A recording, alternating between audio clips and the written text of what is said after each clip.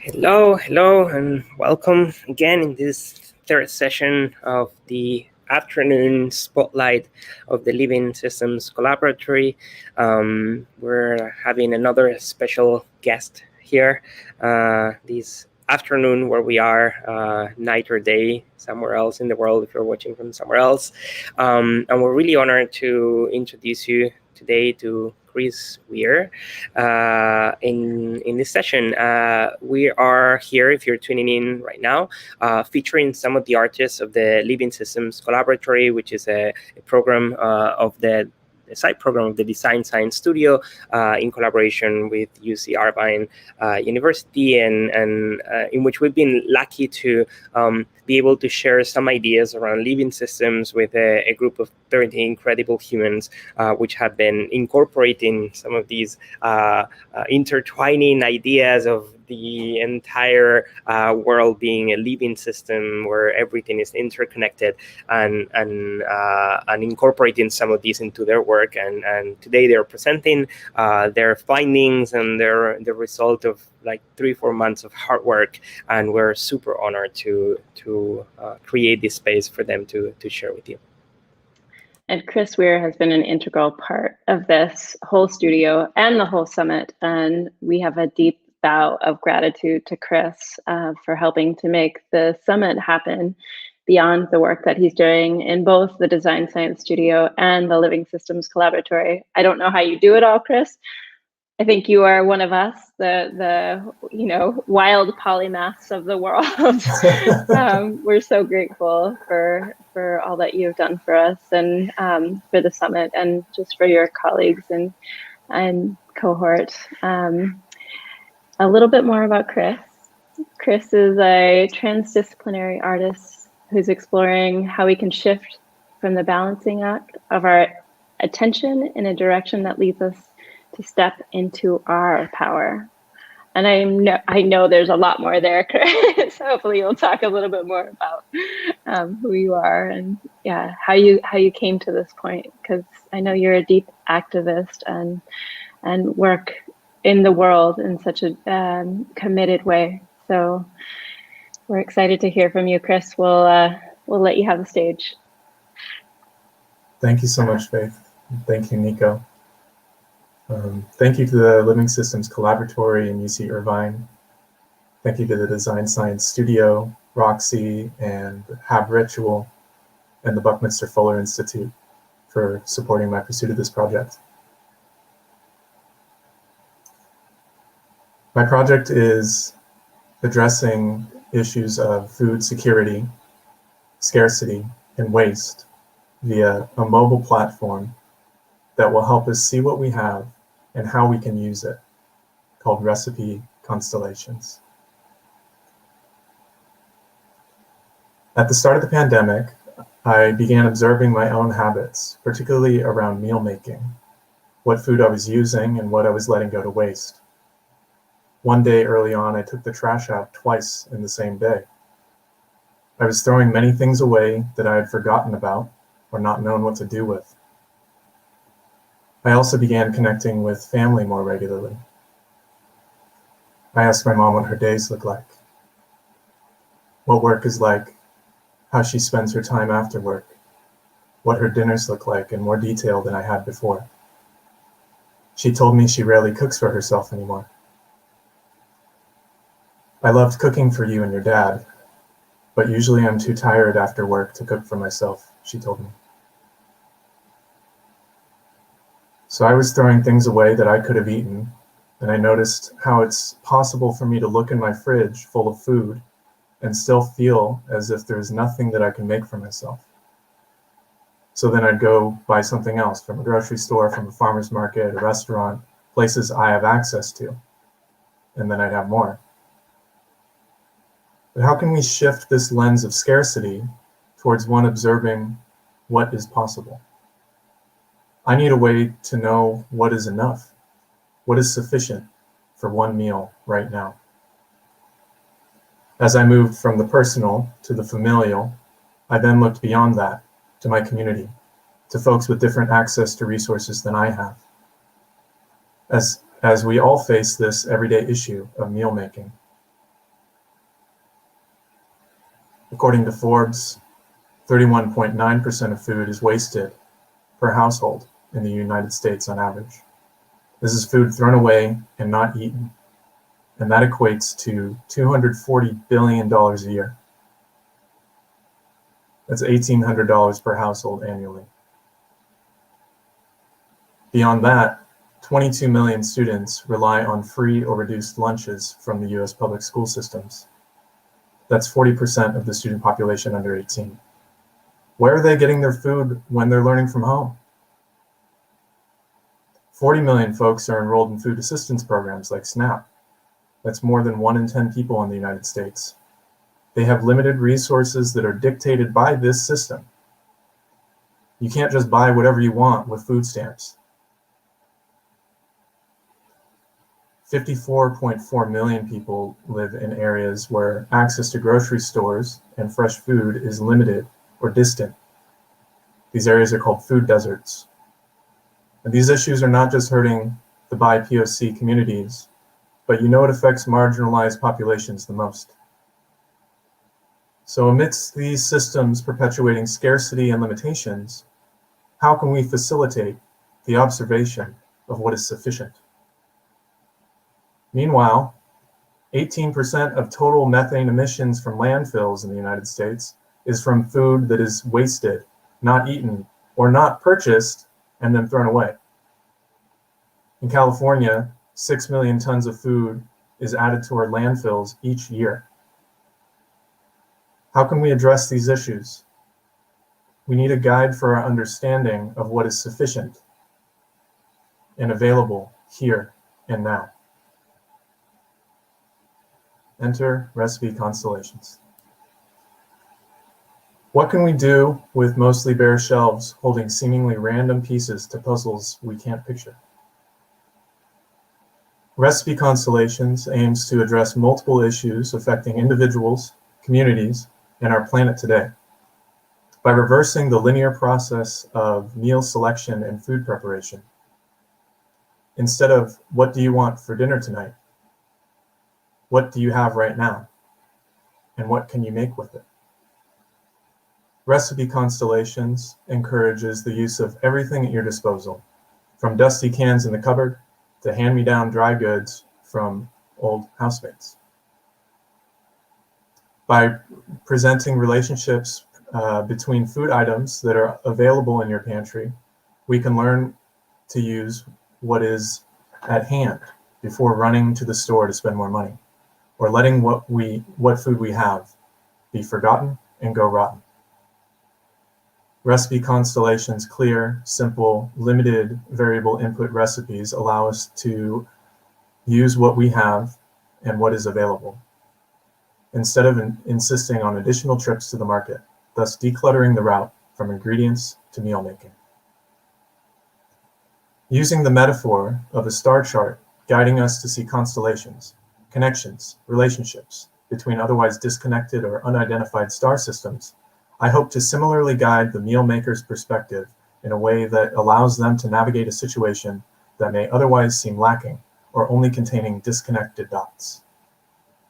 The possibility of observing the constellation is always there, despite weather, light conditions, or the Earth's rotation and orbit, and what that allows us to see.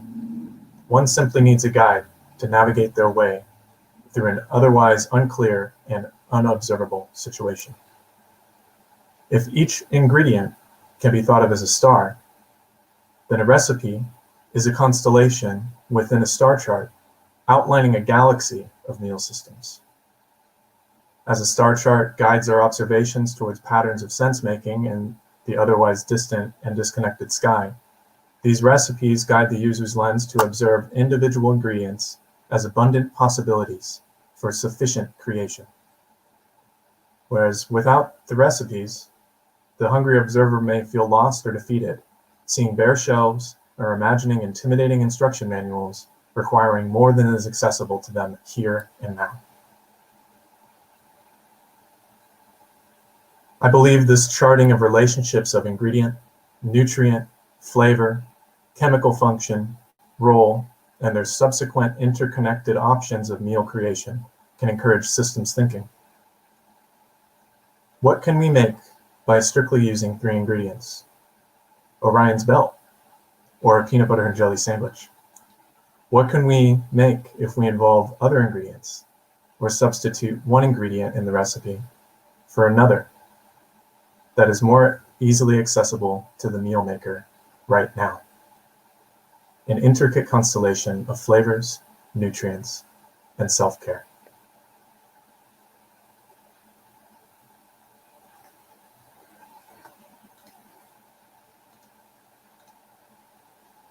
Oops.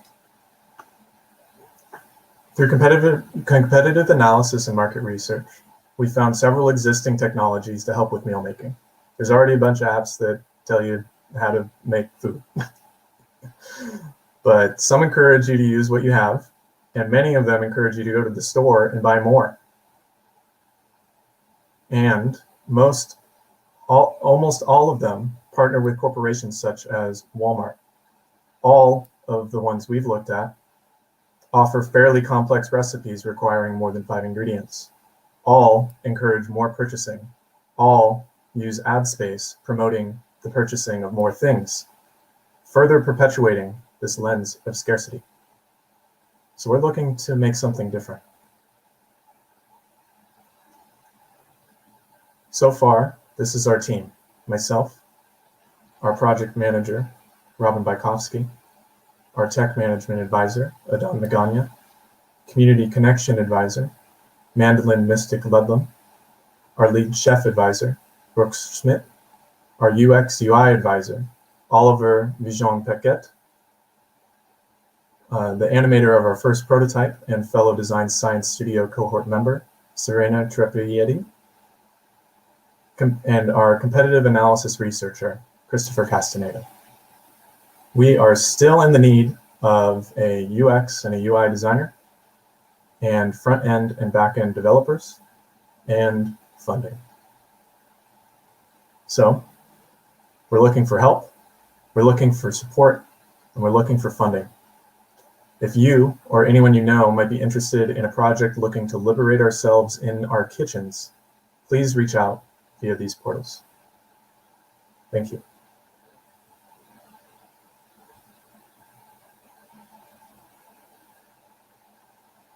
Woohoo! That's beautiful. It's making me hungry as well. I've got to look in my cupboards and see what I have there. Me too. It happens every time I work on this. I'm like thinking, is it a peanut butter and jelly sandwich, or is it? Actually, we have another chef on stage with us. Nico is a chef himself, so I'm sure he can speak to that as well. This is so useful for so many people. It's needed, much needed. So I think we have a couple of questions for you. Nico, do you want to kick it off? Yeah. So the first question, it's I'd love to know, where were you before this project, where you are now, and how all these interconnectedness and these living systems ideas have played a role into shaping the project and being able to look at it from a broader perspective. Well, I am a visual artist and graphic designer. That's where I tend to get paid these days. I'm also a musician. I'm a poet. I studied poetry at UC Berkeley. And also improvisational music at UC Berkeley. And I think that those two particularly have led my attention to looking at how individual moments can lead us to something else, and how they are influencing not just the next thing, but the thing that came before it as well.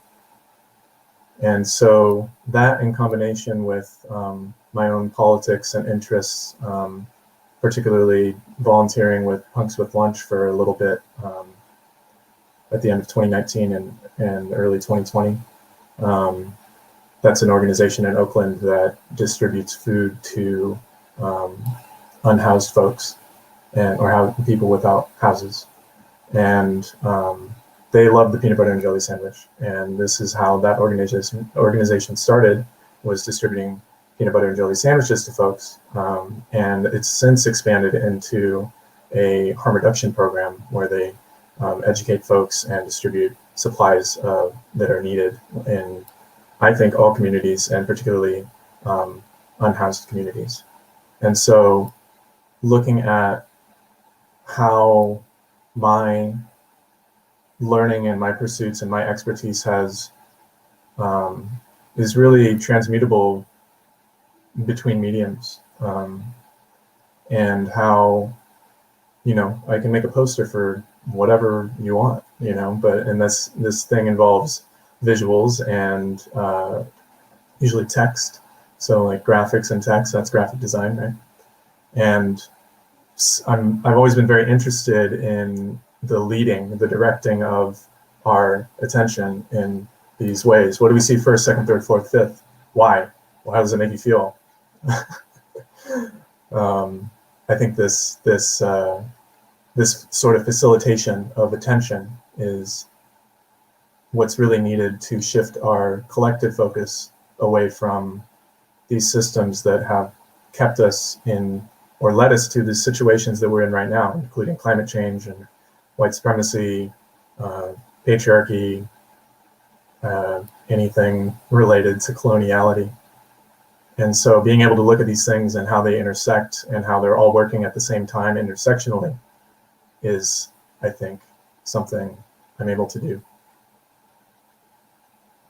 And been able to really pursue through this program, the Design Science Studio and the Living Systems Collaboratory, and meeting folks, meeting new people during the pandemic virtually, and meeting folks who at first were certainly more, from my perspective, more optimistic and more interested in creating things for good, where I was in a much more cynical space at the beginning of this program, seeing these systems and how they're working against us and being very angry about them. And now I'm very interested in shifting our focus to how we can allow ourselves to imagine something else.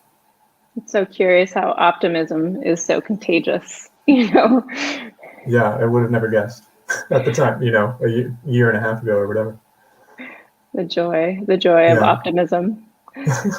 I'm really curious. I love the idea of the constellation and how you bring the constellation into the idea of how do we integrate the food systems within the constellation of the stars. And that to me speaks to the nature of what living systems actually is, and how do we see everything within and ourselves within nature. I would love for you to speak to that piece. Sure. Yeah. Well, a bit of what I said already, I guess, is, you know, the sky can be very intimidating looking at it by yourself, particularly if you're having a hard night and by yourself. And there are a plethora of resources that are, you know, things that humans have created, art and story and myth and these things that can lead our attention to particular pieces of this overwhelming thing. And this can be very comforting, as well as an opportunity for self-reflection. And where do I fit in this? You know, does my astrological chart reflect how I'm feeling today? How so, how not, you know? And this helps me look at myself more. And this, along with a book I was looking at when I was studying at undergrad at UC Berkeley, I believe was called Sound Constellations. And this was a book I didn't finish, but I used in my thesis. This was a theme at the time. And it was looking at chords and melodic structures as individual points or stars. And depending how we cluster them, if we hit them all at once, it's something. And if we string them out in another way, it's something else. And that's before we even start looking at tonality and timbre and rhythm and everything else in instrumentation. This, along with a book that my friend John Ciopolizzi, or a piece that my friend John Ciopolizzi pointed out, a theme of the anti-fascist movement in Germany in the mid-20th century, is also looking at constellations in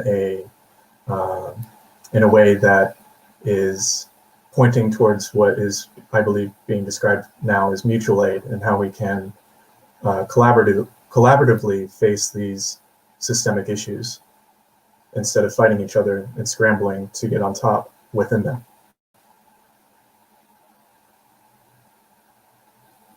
That was a beautiful answer, actually. It's so integrated. Nico, do I have you a lot have more any to other read. questions? Yeah, as do we all. As do we all. Feel free, if you have any questions, to post them in the comments. We still have a couple more minutes, so we can bring some of your questions in. Yeah, I'm curious, Chris, how often do you cook? Pretty much every day now, but when I began this project, that was not the case. Yeah, and sometimes cooking looks like heating up some soup I bought at the farmer's market and adding my own spices. Other times, and that's been what it's been recently as I've been putting this project together more, and also this recognition for myself that that counts. That is still making something for myself, and that process that, even though often I'm thinking I don't have time for this, or maybe I should order something, or I wish I had something else, always that process is something that leads me to gratitude. I'm curious as to some of the craziest recipes you've heard of since you've created the app. I feel like there's so many incredible recipes out there, but you're in a group of people that are very creative, and so I'm curious as to kind of what's come out of some of the combinations of food. Well, that's actually a piece of the puzzle that I haven't been able to dive into fully yet, as we've been figuring out this this pitch that you just heard, as well as I'm needing to meet with Brooks more. And what I'm really interested in, which I haven't found from an established institution yet, is recipes that use like 3 or 4 things. And so this, and particularly, I mean, there's those exist, and I make them, and and usually they're not of note, because it's like, oh yeah, we just did the thing. It's just what we had. But I'm particularly interested in what folks who are like super resourceful and creative and using what they have at hand. And I have some stuff in the back of my fridge right now that I'm like, I don't know what to do with that, right? And I'm like, I know if I thought about it for more than a few minutes, but I tend to do it when I'm hungry, right? That's the hard part. It's like, how can we troubleshoot these issues when I'm needing to eat because I gotta go make money, or I gotta tend to some family stuff, or whatever, or I need to sleep, or whatever. Yeah. And so I think there's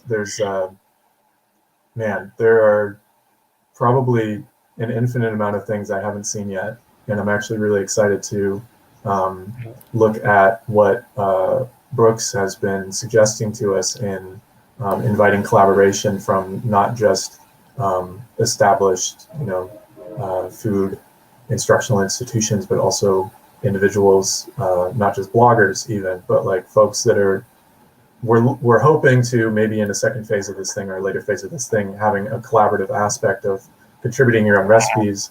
And like, how did you put, like, what do I have in the back of the fridge? I got some old Brussels sprouts that are probably RIP. And but you can use that you can make broth out of that potentially. So many There's, I got some tahini that I'm not sure if it's still good, but probably is. There's a lot of oil in it, right?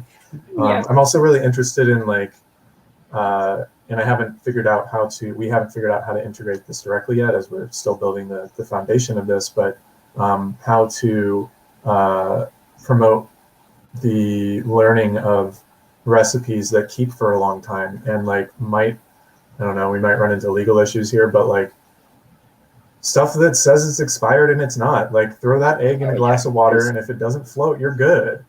There is so much to say about that, and yeah, it's a whole entire scam industry. The consumed by. It's fascinating. I was sharing the other day with Roxy that as a chef, if I needed to recommend people to just learn one thing to improve literally potentially every recipe, is have good salt, have really good vinegar, and sesame oil and soy sauce. And literally with just those 4 ingredients, you can improve any dish on the entire planet in one way or another. Yes. Yeah. I mean, you have your acid, salt, oil, and then according to the show on Netflix, you're just missing heat. Right? Yeah. Heat. There are quite a few questions in the chat, but we're at time, Chris. And I would love for some of these questions to be answered. I'm wondering if you could go in and just type them down or reach back out to the people that have asked questions. These are fantastic questions in the chat. And one of the questions that I see here is, how can we support this project coming into fruition? And is there a place to donate funds? So I think that's a really good question for you. I'd love for you to. Yeah. Do you mind pulling the presentation slide back up again? So there's a link, and I'll also populate this on the channels. If you go to bit.ly/recipe-app-now, you can also go to my website, which is the letter C, weird.com. And there is a form on there that leads you to all of those things: ways to collaborate, ways to contribute money, ways to contribute ideas, and probably other things that I haven't thought of. Excellent. Well, thank you so much, Chris. This has been really fun, actually, and I've learned a lot. We'll go to my pantry after this next session that we're about to talk with Maria Finn, who's also a chef, and could also give us probably more recipes to think about and to really dive into. So please do join us for this next session.